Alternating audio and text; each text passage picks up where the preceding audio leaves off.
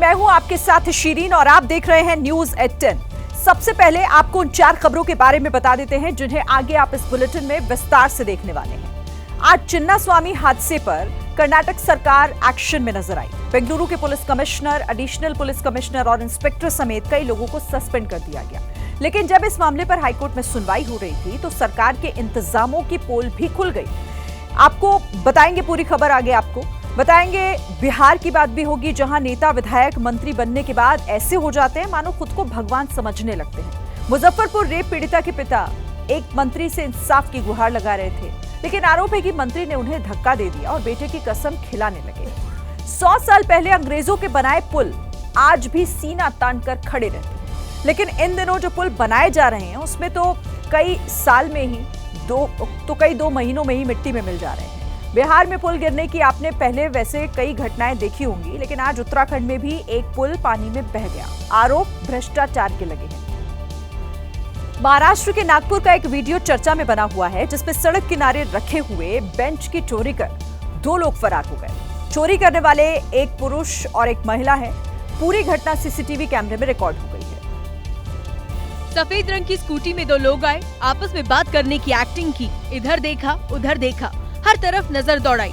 जब इत्मीनान हो गया कि कोई नहीं देख रहा, तब एक ने एक तरफ से बेंच को पकड़ा, दूसरे ने बेंच का दूसरा सिरा थामा। आराम से बेंच को स्कूटी पर रखा और सड़क पर राहगीरों के लिए रखी सरकारी बेंच लेकर रफू चक्कर हो गए। चोरी से पहले पुरुष स्कूटी चलाकर आया, जबकि चोरी के बाद महिला ने स्कूटी चलाने की जिम्मेदारी संभाल ली। ये घटना 2 दिन पुरानी है, लेकिन अब सोशल मीडिया पर वायरल हो रही है। वीडियो में दिखा कि चोरों की इस जोड़ी को कोई डर नहीं और इसीलिए वो खुलेआम स्कूटी में बेखौफ अंदाज में सरकारी संपत्ति लेकर फरार हो गए। दिल्ली से सटे नोएडा में चोरी की अनोखी घटना सामने आई है। यहाँ पर चोर लग्जरी कार से आए और पार्किंग में खड़ी कार का साइड मिरर चुराकर रफू चक्कर हो गए। चोरी की यह वारदात सामने वाले घर के सीसीटीवी में रिकॉर्ड हो गई, जिसमें एक लग्जरी कार आकर अचानक से रुकती है। तभी एक चोर कार से उतरता है और पार्किंग में खड़ी कार का साइड मिरर को अपने हाथ से तोड़ देता है। एक ही झटके में साइड मिरर टूट जाता है और चोर उसे लेकर फरार हो जाता है। ऐसा लगता है कि चोरों को सिर्फ साइड मिरर की जरूरत थी।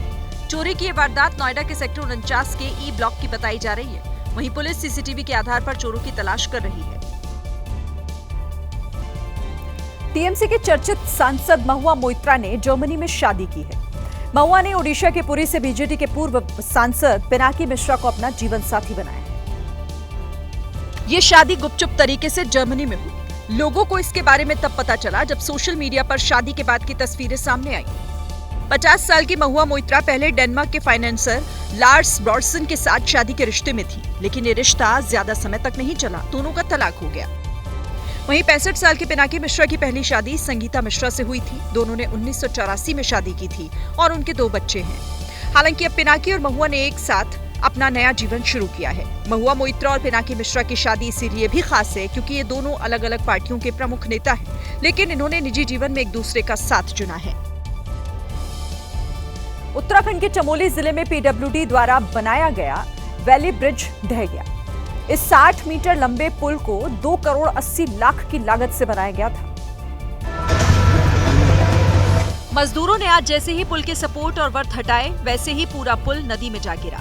साथ ही 2 महीने की मेहनत और करोड़ों की लागत भी पानी में बह गई। स्थानीय लोगों का आरोप है कि इतने बड़े पुल का निर्माण अनुभवहीन ठेकेदार को सौंपा गया, जिससे निर्माण में गुणवत्ता की अनदेखी हुई और पुल शुरू होने से पहले ही भ्रष्टाचार की भेंट चढ़ गया। गनीमत रही कि हादसे के वक्त पुल पर कोई मजदूर काम नहीं कर रहा था, वरना जानमाल का नुकसान हो सकता था। विभागीय इंजीनियर ने ठेकेदार के ऊपर एफआईआर दर्ज की है और अधिशासी अभियंता का कारण बताओ नोटिस जारी हुआ है। वहीं जिस ठेकेदार ने इस ब्रिज को फिट किया था, उसके खिलाफ एफआईआर दर्ज कर ब्रिज की प्रशासनिक जांच शुरू कर दी गई है। मुंबई के चर्चगेट स्टेशन पर उस वक्त हड़कंप मच गया जब एक दुकान में आग लग गई। आग लगते ही स्टेशन पर अफरा तफरी मच गई। पुलिस ने अलग रास्ते से यात्रियों को बाहर निकाला। जैसे ही आग लगी, पूरा चर्चगेट स्टेशन धुएं के गुबार से भर गया। लोग जान बचाकर स्टेशन से बाहर भागते नजर आए। ये आग उस वक्त लगी जब ऑफिस छूटने के बाद ज्यादातर लोग लोकल पकड़कर अपने घर जा रहे थे। आग इतनी विकराल थी कि उसकी लपटें स्टेशन पर मौजूद लोगों की टेंशन बढ़ा रही थी। लेकिन फायर ब्रिगेड की टीम ने मुस्तैदी दिखाई और पूरी ताकत के साथ 4 टीम आग बुझाने में जुट गई। जिस वक्त रेस्क्यू ऑपरेशन चल रहा था, स्टेशन पर मौजूद सभी दुकानें बंद करा दी गई। यात्रियों को सेफ रास्ते से स्टेशन से बाहर निकाला गया और लंबी चली मशक्कत के बाद फायर ब्रिगेड की टीम ने आग बुझा दी। गनीमत रही कि सब कुछ वक्त रहते हो गया, कोई बड़ा नुकसान नहीं हुआ। आपको बता दें कि चर्च गेट मुंबई का सबसे व्यस्त स्टेशन है ये, जहां एक चूक बड़े हादसे में तब्दील हो सकती थी। यूपी के अमरोहा में आग का जबरदस्त तांडव देखने को मिला। अमरोहा कोतवाली इलाके के ताज गार्डन के पास एक कूलर गोदाम में आग लग गई। आग इतनी तेजी से फैली कि वहां पर अफरा तफरी मच गई। क्योंकि आग अचानक से लगी और देखते ही देखते पूरे गोदाम में फैल गई। कुछ ही देर में आग की लपटों ने पूरे गोदाम को अपनी चपेट में ले लिया, जिसके बाद पूरा का पूरा गोदाम धू धू कर जलने लगा। दावा है कि गोदाम के अंदर करोड़ों रुपए के कूलर, पंखे और फर्नीचर रखे थे, जो आग की चपेट में आकर पूरी तरह जलकर राख हो गए। गोदाम में जब आग लगी तब गोदाम के अंदर एक कर्मचारी सो भी रहा था, लेकिन कर्मचारी ने समय रहते गोदाम से बाहर भागकर अपनी जान बचा ली। यूपी के गोंडा में एक परिवार के यहाँ यूपी एसटीएफ घराती बनकर पहुंचे और बेटी की शादी में शामिल होकर बारातियों का स्वागत किया। इतना ही नहीं, शादी का पूरा खर्च भी पुलिस ने ही उठाया। दरअसल हुआ ये था कि 24 अप्रैल को ज्ञानचंद पासी और सोनू पासी इस घर में चोरी कर रहे थे। तभी घर में रहने वाले शिवदीन जग गए और पीछा करते हुए एक चोर को पकड़ लिया। लेकिन इस दौरान एक दूसरे चोर ने शिवदीन को गोली मार दी, जिससे शिवदीन की जान चली गई। चोर अपने साथ घर का सारा सामान ले गए। इसमें वो सामान भी था जो शिवदीन की बहन उदय कुमार की शादी के लिए खरीदा गया था। ये खबर जब पुलिस को मिली तो न सिर्फ सोनू पासी और ज्ञानचंद पासी का एनकाउंटर किया गया, बल्कि एसटीएफ ने शादी की जिम्मेदारी भी उठाई। तो इस पूरे शादी की हम लोग तैयारी किए। आज उस बच्ची की शादी है। पूरा एसटीएफ परिवार भाई बेटा बन के यहाँ आया हुआ है इस शादी को संपन्न कराने के लिए। यानी बदमाशों के लिए यूपी एसटीएफ का चेहरा अलग है और पीड़ित परिवारों के लिए बिल्कुल अलग। यूपी के फतेहपुर में एक जज ने गांव में ही अदालत लगा दी। दरअसल एक दबंग ने सरकारी जमीन पर कब्जा किया था और जब वहां पैमाइश के लिए टीम जाती थी तो फिर उसे धमकाया जाता था। ये बात जब अदालत तक पहुंची तो सीनियर डिवीजन सिविल जज संदीप कुमार अपने पेशेकार सहित एसडीएम और नायब तहसीलदार के अलावा राजस्व कर्मियों की टीम के साथ मौके पर पहुंच गए। इस दौरान भारी पुलिस बल भी तैनात रहा और प्रभावशाली धर्मेंद्र प्रताप सिंह को नजरबंद करके जमीन की नपाई की गई। शिकायतकर्ता ने आरोप लगाया था कि साल 2018 में धर्मेंद्र प्रताप सिंह ने 15 से 20 बीघा जमीन पर कब्जा कर लिया था। इस दौरान धर्मेंद्र प्रताप सिंह की पत्नी प्रधान थी। ये मामला हाईकोर्ट भी पहुंचा था और हाईकोर्ट ने ही जमीन की पैमाइश करते हुए ध्वस्तीकरण के आदेश दिए। अब पैमाइश की रिपोर्ट सील बंद लिफाफे में हाईकोर्ट भेजी जाएगी। मध्य प्रदेश के जबलपुर में एक जूनियर डॉक्टर ने हॉस्टल की 4थी मंजिल से छलांग लगा दी। सुसाइड से पहले जूनियर डॉक्टर ने दोस्त को मैसेज किया और लिखा, अब वो जिंदगी से परेशान हो गया है। रीवा का रहने वाला शिवांश गुप्ता जबलपुर के नेताजी सुभाष चंद्र बोस मेडिकल कॉलेज में एमबीबीएस फर्स्ट ईयर का स्टूडेंट था। जैसे ही उसने हॉस्टल की 4थी मंजिल से छलांग लगाई, हॉस्टल में अफरा तफरी मच गई। लोग उसे लेकर अस्पताल भागे, लेकिन उसकी जान नहीं बचाई जा सकी। जांच में पता चला कि शिवांश ने सुसाइड से पहले 2 दोस्तों को मैसेज किया था और परेशान होने की बात कही थी। लेकिन जब दोस्तों ने परेशानी की वजह पूछी तो शिवांश ने कोई जवाब नहीं दिया। दोस्त बता रहे हैं कि शिवांश कुछ दिनों से डिप्रेशन में था और हो सकता है कि इसी वजह से उसने सुसाइड किया हो। चिन्नास्वामी स्टेडियम के बाहर हुई भगदड़ पर कर्नाटक हाईकोर्ट ने स्वतः संज्ञान लिया है। सुनवाई के दौरान सरकार ने बताया, अनुमान से ज्यादा भीड़ की वजह से यह हादसा हुआ। इस बीच आरसीबी और इवेंट मैनेजर के खिलाफ कब्बन पार्क पुलिस स्टेशन में एफआईआर दर्ज हुई है। सिद्धरामैया सरकार ने कर्नाटक हाईकोर्ट के लगभग सभी सवाल पर एक जैसा जवाब दिया। सिद्धरामैया सरकार ने दलील में कहा, भीड़ अचानक से पहुंची और अनुमान से ज्यादा पहुंची। सरकार ने बताया कि स्टेडियम की क्षमता 30 से 35 हजार दर्शकों की थी, लेकिन 2.5 लाख के करीब लोग वहां पहुंच गए। राज्य सरकार ने ये भी कहा कि मामले की जांच की जा रही है, जिससे पता चले कि आखिर चूक कहां हुई। सरकार ने कोर्ट में बताया कि जिन 11 लोगों ने जान गंवाई, उसमें 5 महिलाएं और 6 पुरुष थे। इस दौरान हाईकोर्ट ने पूछा कि क्या स्टेडियम के बाहर पर्याप्त संख्या में एम्बुलेंस थी। इस पर सरकार की तरफ से कहा गया कि जितनी एम्बुलेंस की जरूरत थी उतनी वहां मौजूद नहीं थी। इस दौरान सरकारी वकील ने बताया कि स्टेडियम का पूरा आयोजन आरसीबी की तरफ से किया गया था। फिलहाल मंगलवार को एक बार फिर इस मामले पर सुनवाई होगी। बेंगलुरु हादसे पर सियासत गर्मा गई है। कर्नाटक से लेकर दिल्ली तक बीजेपी ने कांग्रेस की सिद्धारमैया सरकार को घेरा है और मुख्यमंत्री से इस्तीफा मांगा जा रहा है। बीजेपी ने कहा जो लोग मारे गए वो हादसे का शिकार नहीं हुए बल्कि उनकी हत्या की गई।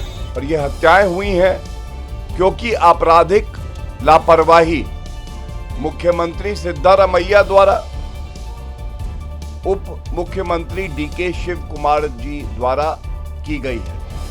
बीजेपी के नेता सीएम और डिप्टी सीएम का इस्तीफा मांग रहे हैं। ये जांच केवल नाटक है, ड्रामा है। ये जिला का डीसी इंचार्ज है, उसका इंक्वायरी कमेटी बिठाया, वो क्या रिपोर्ट देगा? आपका खुद का डीसी डिस्ट्रिक्ट कलेक्टर क्या रिपोर्ट देगा? इसलिए मैंने मांग रखती हूँ सिटिंग हाईकोर्ट जज से इंक्वायरी कमेटी बिठाना। वहीं ओवैसी ने भी भगदड़ को लेकर राज्य सरकार को सवालों के कटघरे में खड़ा किया है। बेंगलुरु भगदड़ मामले में सिद्धारमैया सरकार बैकफुट पर है। सीएम और डिप्टी सीएम लगातार घायलों का हाल जान रहे हैं, लेकिन डीके शिव कुमार जब अस्पताल पहुंचे तो पीड़ित परिवारों ने व्यवस्था को लेकर नाराजगी जता दी। डीके शिव कुमार जैसे ही एक घायल के पास पहुंचे, उसकी मां फूट फूट कर रोने लगी। व्यवस्थाओं को लेकर डिप्टी सीएम के सामने नाराजगी जताने लगी। वहीं डिप्टी सीएम ने सवाल उठाने वालों पर पलटवार किया और कहा कि बीजेपी हमेशा लाशों पर राजनीति करती है। BJP and JDS always place politics on dead bodies. इससे पहले डीके शिव कुमार ने घटना के लिए सार्वजनिक रूप से माफी भी मांगी थी। Very sorry for this incident. वहीं राज्य के गृह मंत्री जी परमेश्वर भगदड़ वाली जगह पर पहुंचे और अधिकारियों से जानकारी ली। इस मामले में पक्ष और विपक्ष का अपना अपना तर्क है, लेकिन अब आपको उन लोगों की बातें सुनाते हैं जो भगदड़ के दौरान स्टेडियम के बाहर मौजूद थे। स्थानीय फोटोग्राफर ने बताया कि हालात बेहद भयानक थे। सुबह 10 बजे से ही फैंस सड़क पर जमा होने लगे थे, क्योंकि जानकारी देने वाले बार बार कार्यक्रम की टाइमिंग बदल रहे थे। सरकार का गलती है, परमिशन नहीं दिया था। एकदम 2 लाख 3 लाख आदमी हारा, 2 लाख 3 लाख आदमी आ गया था, आदमी तक आता। इसके लिए बहुत मुश्किल हो गया। फोटोग्राफर ने बताया कि लोग विधानसभा के अंदर दीवार फांद कर घुस गए थे और उन्हें रोकने वाला कोई नहीं था। इस मामले में आरसीबी की तरफ से मृतक के परिजनों को 10-10 लाख रुपए के मुआवजे की घोषणा भी हुई है। इस बीच कर्नाटक के तुमकुरु में 19 साल के मनोज का अंतिम संस्कार किया गया। मनोज भी आरसीबी का फैन था जो भगदड़ में मारा गया। अब आपको बीजेपी के एक ऐसे विधायक से मिलवाते हैं जिन्होंने खुद का विरोध करने के लिए किराए पर एक युवक को रखा था, लेकिन जब 17 महीने से युवक को पैसे नहीं मिले तो उसने पीएम मोदी को चिट्ठी लिख दी। इस विधायक का नाम राकेश सेन है, जो छत्तीसगढ़ के भिलाई जिले की वैशाली सीट से विधायक है। युवक का आरोप है कि विधायक ने उसे 15,000 रुपए हर महीने के हिसाब से रखा था।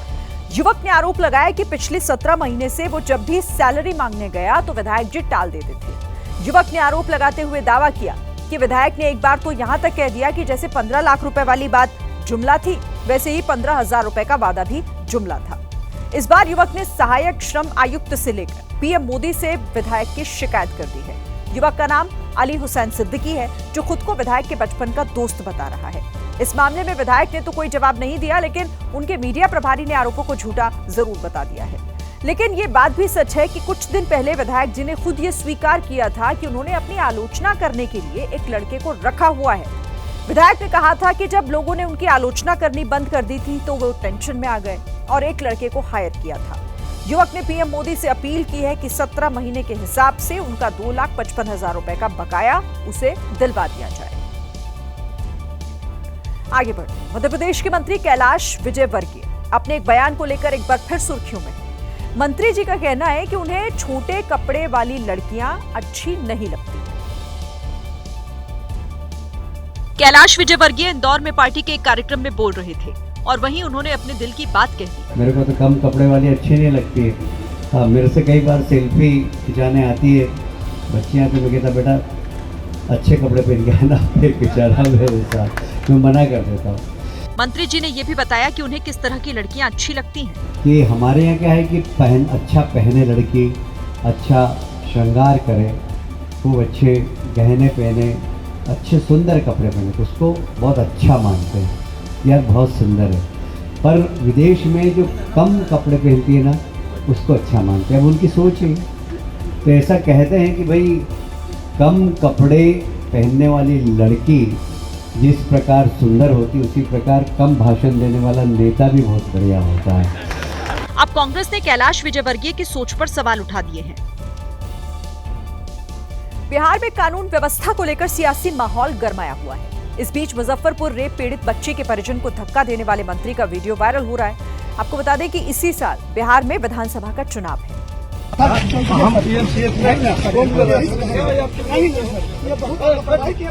डिप्टी सीएम विजय सिन्हा के साथ मंत्री और स्थानीय विधायक केदार गुप्ता पीड़िता के घर पहुंचे। इस दौरान रेप पीड़ित बच्ची जिसकी जान चली गई, उसके परिजनों को ही धक्का देने का वीडियो हर तरफ चल रहा है।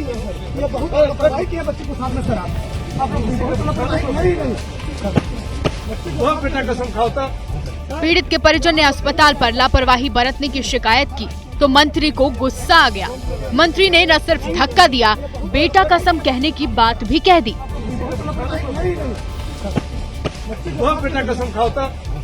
मंत्री जी की इस हरकत पर राहुल गांधी और तेजस्वी ने सवाल उठाए हैं। राहुल ने पोस्ट कर लिखा, टूटे परिजनों को बेटे की कसम दिलाकर न्याय मांगने वालों का अपमान करते हैं बिहार के मंत्री। तेजस्वी ने लिखा, लापरवाही के बारे में सवाल पूछने पर मंत्री उन्हें धक्का मारने लगे।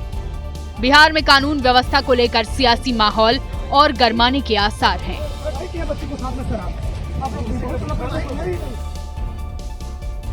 बिहार की राजधानी पटना में छात्रों का जोरदार प्रदर्शन देखने को मिला। बिहार में डोमिसाइल नीति लागू करने की मांग को लेकर छात्र सड़कों पर उतर आए और छात्रों ने नीतीश सरकार से बिहार में डोमिसाइल नीति लागू करने की मांग की। छात्रों के हाथों में पोस्टर बैनर थे जिसमें लिखा था कि बिहार में सरकारी नौकरियों और आरक्षण का लाभ केवल बिहार के लोगों को ही मिलना चाहिए, बाहरी लोगों को नहीं। छात्रों ने मांग की कि बिहार में कम से कम 90% डोमिसाइल नीति लागू होनी चाहिए। यूपी वाले बिहार में आके जॉब करें और बिहार वाले क्या बेरोजगार बैठे रहे। यहाँ की कितने युवा बेरोजगार बैठे हुए हैं, उनकी मांगे पूरी करें। बता दें कि छात्र सीएम हाउस तक प्रदर्शन करना चाहते थे, लेकिन पुलिस ने प्रदर्शनकारियों को जेपी गोलंबर के पास रोक दिया, जिससे छात्र और भड़क गए। देश में जनगणना और जातीय जनगणना की तारीखें तय हो गई हैं। सिर्फ 21 महीने में प्रक्रिया पूरी हो जाएगी, लेकिन जो पार्टियां जातीय जनगणना की मांग कर रही थी वो सवाल उठाने लगी हैं, जिस पर बीजेपी ने पलटवार किया। बिहार के नेता प्रतिपक्ष तेजस्वी यादव ने सबसे पहले सवाल उठाया और इसे बिहार चुनाव से जोड़ते हुए वर्गों के कॉलम जोड़ने की मांग की। कि आखिर पता चले कि कितनी जातियां हैं और कितने ओबीसी हैं, कितने ईबीसी हैं, वर्ग का भी जो है कॉलम जो है आना चाहिए। आरजेडी की मांग पर बीजेपी ने पलटवार किया। तेजस्वी यादव जी तो मुझे लगता है कि जाति जनगणना पर ज्यादा विश्वास नहीं रखते हैं, वो खाली परिवारवाद पर विश्वास रखते हैं। वहीं कांग्रेस सांसद प्रमोद तिवारी ने सरकार की नीयत पर ही सवाल खड़ा कर दिया। अब भी नीयत खराब है। 2027 से 2025 से 2 चरणों में करेंगे, सब क्या है? शुरू क्यों नहीं करते तुरंत? विपक्ष के सवालों का जवाब देते हुए केंद्रीय मंत्री बीएल वर्मा ने करारा प्रहार किया। उन्हें तो बोलने का अधिकार इसलिए नहीं है कि उन्हें करना था तो 60 सालों में करते, तो 60 वर्षों में विकास के काम नहीं किए, उससे ज्यादा 10 वर्षों में करके दिखाए हैं। महाराष्ट्र के मुख्यमंत्री देवेंद्र फडणवीस ने आज अपने ड्रीम प्रोजेक्ट समृद्धि महामार्ग का उद्घाटन किया। इस महामार्ग के शुरू होने के बाद मुंबई से नागपुर का सफर जो पहले 16 घंटे में पूरा होता था, वो अब 7 से 8 घंटे में पूरा हो जाएगा। नासिक के इगतपुरी में मुख्यमंत्री फडणवीस ने बाला साहेब ठाकरे समृद्धि महामार्ग का उद्घाटन किया। इस मौके पर राज्य के दोनों डेप्यूटी सीएम एकनाथ शिंदे और अजित पवार भी मौजूद रहे। फडणवीस ने इस प्रोजेक्ट को एक सपने का साकार होना बताया। उद्घाटन के बाद मुख्यमंत्री फडणवीस ने समृद्धि इस महामार्ग पर खुद गाड़ी भी चलाई। इस दौरान एकनाथ शिंदे उनकी बगल वाली सीट पर बैठे दिखाई दिए। फडणवीस ने कहा, ये महज एक सड़क नहीं बल्कि राज्य की प्रगति का आर्थिक कॉरिडोर है। महाराष्ट्र के 24 जिलों को इंटीग्रेट करते हुए हमारे जेएनपीटी पोर्ट के साथ जोड़ने का काम समृद्धि महामार्ग ने किया है और जल्दी ही हम इसको नए वाड़भन पोर्ट से भी जोड़ेंगे। तो ये एक नया इकोनॉमिक कॉरिडोर के रूप में हम लोगों ने तैयार किया है। समृद्धि महामार्ग के जरिए मुंबई से नागपुर की दूरी 7 से 8 घंटे में तय होगी, जिसे तय करने में अभी 16 घंटे लगते हैं। साथ ही ये महामार्ग राज्य के 24 जिलों को सीधे जेएनपीटी बंदरगाह से जोड़ेगा। इस महामार्ग के निर्माण पर 55,335 करोड़ की लागत आई है। इस महामार्ग में 33 बड़े और 774 छोटे पुल हैं। साथ ही 65 फ्लाईओवर और 6 सुरंग भी बनाई गई है। 2015 में जब देवेंद्र फडणवीस राज्य के मुख्यमंत्री थे, तब उन्होंने समृद्धि महामार्ग की शुरुआत की थी। कल प्रधानमंत्री नरेंद्र मोदी जम्मू को श्रीनगर से जोड़ने वाली वंदे भारत ट्रेन का उद्घाटन करेंगे। ये ट्रेन उस चिनाब ब्रिज से गुजरेगी जिसके आगे आईफिल टावर भी बना है। उद्घाटन से पहले जम्मू कश्मीर के मुख्यमंत्री उमर अब्दुल्ला तैयारी का जायजा लेने कटरा स्टेशन पहुंचे। उनके साथ केंद्रीय मंत्री जितेंद्र सिंह भी मौजूद थे। अब अगर मैं ये कहूं कि बहुत अरसे से इंतजार था तो शायद कम होगा। इस रेल की शुरुआत तब की गई थी प्रोजेक्ट की जब मैं स्कूल में था। कटरा से श्रीनगर के ट्रेन का सफर किसी मील के पत्थर से कम नहीं है, क्योंकि पहले जिस सफर को तय करने में 8 से 9 घंटे लगते थे वो अब सिर्फ 3 से 4 घंटे में पूरा हो जाएगा। इसके साथ ही प्रधानमंत्री मोदी चिनाब ब्रिज का उद्घाटन करेंगे, जो विज्ञान का सबसे हाईटेक नमूना है। मैं खुद वहाँ से होके आया हूँ, नीचे देख के बंदे को डर लगता है। इसके साथ ही पीएम मोदी अंजी ब्रिज का भी उद्घाटन करेंगे। मतलब एकदम साफ है, जम्मू कश्मीर के लोगों का वो ख्वाब पूरा होने जा रहा है जिसकी अब तक सिर्फ बातें होती थी। अयोध्या के राम मंदिर में भगवान राम का दरबार सज गया है। अब से जो भी भक्त अयोध्या राम मंदिर में दर्शन के लिए आएंगे, उन्हें भगवान राम के बाल रूप के अलावा राम दरबार के भी दर्शन होंगे। क्योंकि राम मंदिर के प्रथम तल पर राम दरबार स्थापित किया गया है। सुबह 11:25 से लेकर 11:45 के बीच अभिजीत मुहूर्त में राम दरबार की विधिवत प्राण प्रतिष्ठा संपन्न हुई।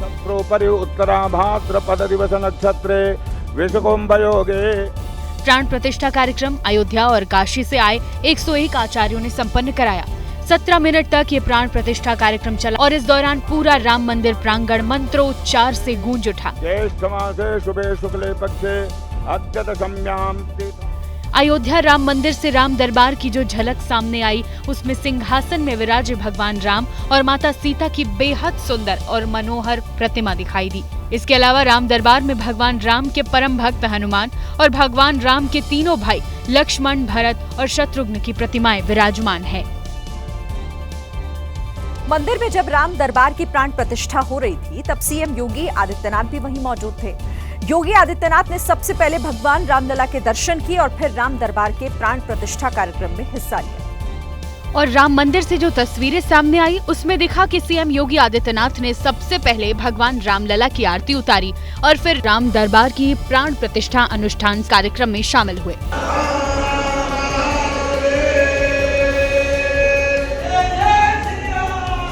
सीएम योगी आदित्यनाथ की मौजूदगी में तय समय में शुभ मुहूर्त में राम दरबार की प्राण प्रतिष्ठा अनुष्ठान संपन्न हुआ। इससे पहले सीएम योगी आदित्यनाथ हनुमानगढ़ी भी पहुंचे थे, जहां सीएम योगी आदित्यनाथ ने बजरंगबली की आरती उतारकर उनका आशीर्वाद लिया और मंदिर की परिक्रमा भी की थी।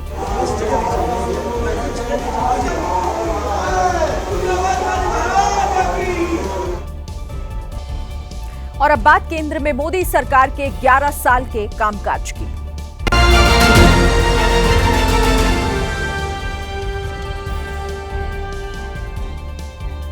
केंद्र में मोदी सरकार के 11 साल पूरे हो गए और इन 11 सालों के दौरान लोगों तक कम दाम पर स्वास्थ्य सुविधा पहुंचाने पर सरकार का विशेष जोर रहा है। सरकार की इन्हीं कोशिशों का नतीजा रहा कि आज करोड़ों लोग मुफ्त में अपना इलाज करवा रहे हैं।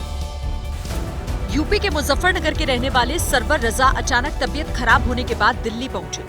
डॉक्टर्स ने उन्हें एंजियोप्लास्टी की सलाह दी थी, लेकिन जब वो दिल्ली के एक बड़े सरकारी अस्पताल पहुंचे तो तुरंत सर्जरी की तारीख नहीं मिली। इस मुसीबत में आयुष्मान कार्ड उनके काम आया, जिसकी वजह से उनकी एंजियोप्लास्टी संभव हो पाई। बिना किसी खर्च के उन्हें इलाज मिला। प्राइवेट में 1-1.5 लाख रुपया खर्चा बता दिया। सर्जरी होनी थी, अटैक का हिसाब बन गया था, तो ये लिया है यहाँ से, कोई पैसा खर्च नहीं आया, सही हो गया। 3 घंटे में ही एंजियोग्राफी हो गई, स्टेंट डल गए और बहुत ही आराम हो गया, ठीक हो गई। इसी कार्ड से चला हमारा सब कुछ।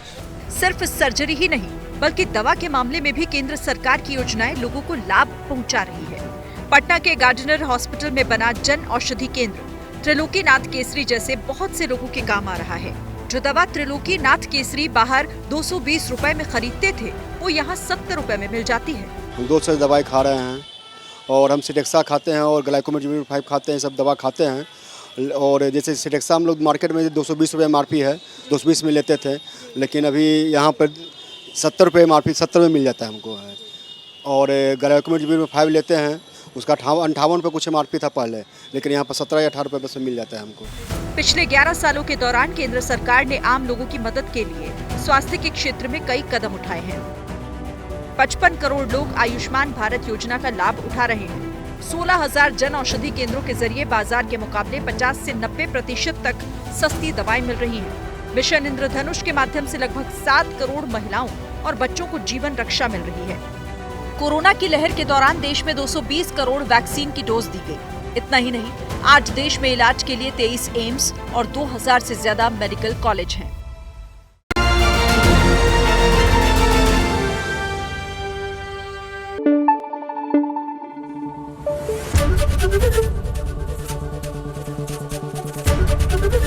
ABP न्यूज आपको रखे आगे।